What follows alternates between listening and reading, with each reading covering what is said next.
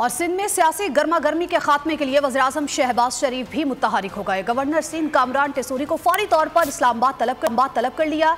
Governor Sindh ने PIA के जरिए विफाकी दारुल हुकूमत की जानिब उड़ान भरी। ज़राए के मुताबिक गवर्नर सिंध वज़ीर-ए-आज़म शहबाज शरीफ से मुलाकात करेंगे।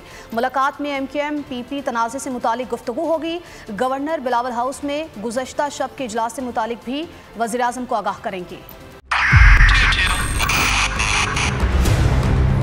2022 बहुत सारे तोहफे भी देके गया पाकिस्तान की आवाम को। पाकिस्तान की आवाम को एक तोहफा ये दिया कि आवाम को पता चल गया कि पाकिस्तान का मीडिया क्या है। हक और सच का सफर साल 2022 में बोल रहा नंबर 1। हमने बहुत सारे शोज और ट्रांसमिशंस की, पूरा साल मुसलसल जदोजहद में निकल गया कि ये वोट ऑफ कॉन्फिडेंस के पीछे कौन लोग थे। तोड़े रेटिंग के सभी रिकॉर्ड। एंकर्स ने भी आवाम में सबसे ज्यादा मकबूलियत पाई